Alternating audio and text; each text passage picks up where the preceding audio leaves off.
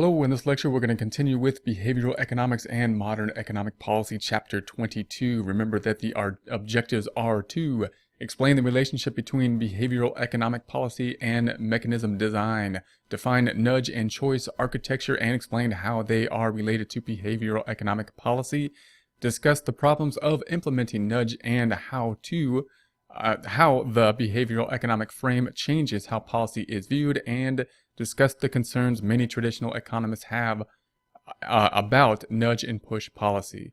Policy implications of traditional economics. The policy implications of the traditional model in laissez-faire is keep government out of the market and let people do their own thing.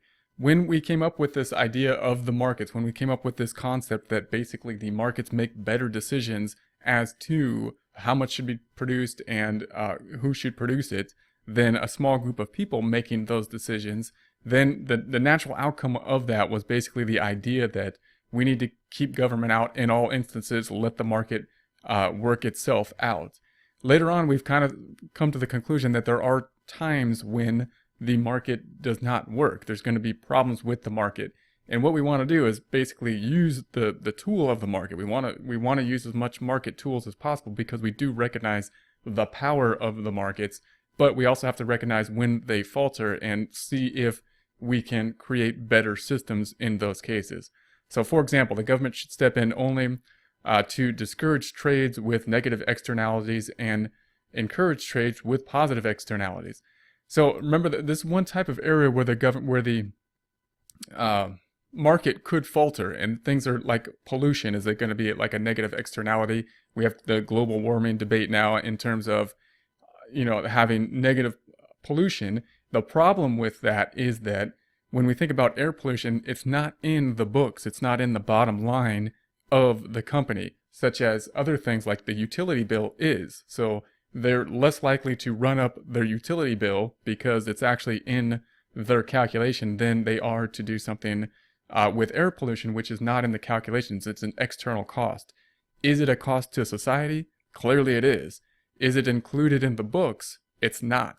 And that's going to be the kind of problem. That's when basically things like that is when the government should basically think about, stepping in and trying to figure out, is there some kind of incentive plan that can be fixed, that can fix that problem. So certain other type of problems is having to do with populations, such as if we had fishing, we can clearly have overfishing where we would wipe out the population. We've seen this happen.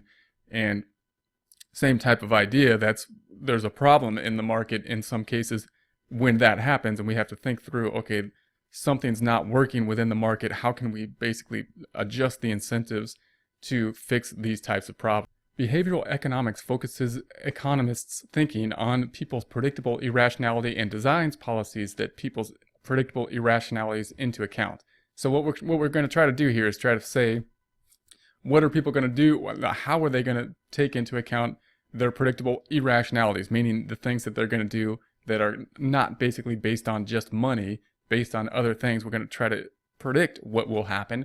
We believe that we do think we can predict what will happen in a bit more complex models using behavioral economics, using incentives and seeing how people respond to them, and then create policies that will better align people, meaning we're going to create incentives for people to respond to in better ways so that the system works better. So choice architecture and behavioral economic policy. One of the findings of behavioral economics is that choice architecture impacts people's decisions. So how we set up the choices will impact the way people make decisions.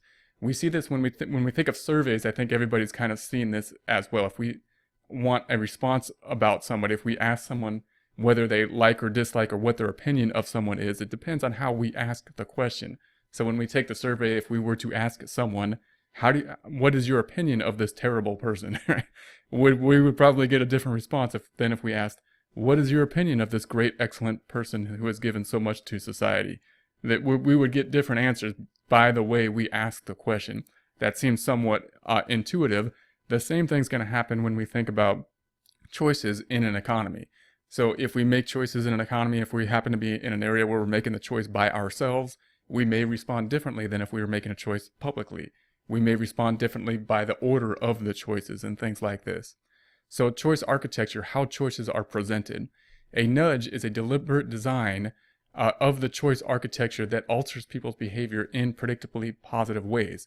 So a nudge is an idea that we're basically going to set up the choices, or we're going to set up the questioning in some way to nudge people towards what we want them to be, which is hopefully a positive nudge. Firms use nudge to guide their customers to make choices that benefit the firm.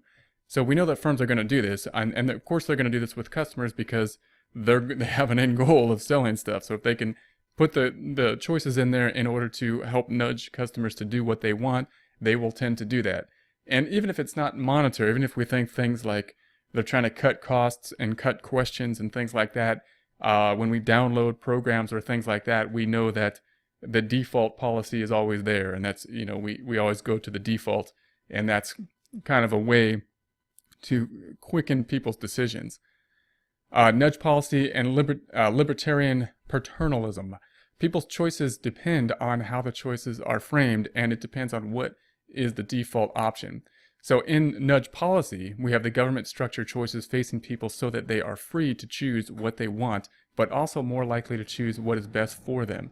So we'll talk about some problems with this in the next lecture, but notice that this is where it gets a little bit more sticky, because when we think about a company, we often think, well, yeah, the company's going to try to make a profit, and they're going to try to nudge people in order to make the decisions that they want to make, and people are well aware of that, and people will kind of respond appropriately in that. It gets a little bit more sticky when we think about the government kind of nudging the policy, because of course the government's supposed to have the objective of being there for the people. So when we think of the government being paternalistic, in that the government being a small group of people that's a representative of the people trying to nudge the people paternalistically to do things that that group of people thinks is appropriate, seems a little odd, but it can be effective at the same time in certain instances. For example, if we had a 401k plan that was administered by a company, that's within the firm. And of course, the 401k plan, if we had some kind of matching incentive, meaning if you put so much money in, we'll match so much money up to a certain amount, we can see that as the idea of as the company's trying to help the employee to save for retirement, and that incentive will definitely be there. That if that incentive is in place, more people will invest. However, you can also think of it as from the company perspective. Obviously, the reason they're doing that is because their competitor is probably offering a similar incentive, and if they don't do that, they won't get as good employees. And if they were to pay the same amount of money, just in terms of money, they wouldn't be able to give their employee as much money because of taxes. So on the company side, there could clearly be an incentive in terms of taxes, and that's ultimately coming from the government. The government creating the nudge for saving for retirement. We can debate whether that's appropriate or not, but that's the idea. The idea of influencing companies to set up 401k plans as well as retirement plans like IRAs is the idea that we're going to give some type of incentive for people to put money into a separate account. It's their money, they can do whatever they want with it, but there's this nudge, this incentive to put it in there. So a libertarian paternalism policy is a policy that leaves people free to choose, but nonetheless guides them towards a choice that paternalistic observer would see as good for them. Paternalistic being kind of course like a parent. So we're thinking of the government being the good kind of parent that's going to let you choose whatever you want as long as you kind of choose what we think you should choose, because because we're going to incentivize that. And you can see it in other types of things like alcohol and cigarettes, which are incentivized as well, in that they could be taxed or something disproportionately high towards other things, which should basically nudge away from that. And again, there's debate on that, because that's not coming from obviously a corporate objective, which is clearly to make a profit. It's coming from this kind of paternalistic government objective. When are nudges needed? So if we look at that, we're going to try to say, well, if nudges are appropriate, when would we want them? And there's going to be certain areas where we are more likely to make kind of mistakes or not choose the correct thing, in quotes, depending on the choices. and choices in which benefit costs are separated by time. So if the benefit of our choice is out in the future and the cost of it is today, then we often have problems because we tend to look at the cost today and weigh that heavier than the cost in the future. So when we think about things like retirement plans and healthcare plans and things like that, we often may make poor decisions in that judgment. And should we have a paternalistic government, basically, kind of nudging us to do the right thing? Complicated choice with many dimensions. So complicated choices can be confusing. So obviously, we know that the more choices people have, people sometimes just kind of freeze and don't make any choice. And again, I think that kind of varies in terms of how big the choice is. If it's a small choice and we have a bunch of choices, we might just not make a choice or just pick whatever. If it's a big choice, such as a school loan in this case, then there's a debate. Will people put in the time to think about that choice and think about what the best option would be? There's been policies over time to kind of standardize school loans, and the same is to do with healthcare, to try to standardize the healthcare, try to standardize school loans. And there's pros and cons to it. We'll see what happens over the long run. The pros is that it does make things easier. It makes the choice easier. There's just kind of a default choice. That's what you choose. It is what it is.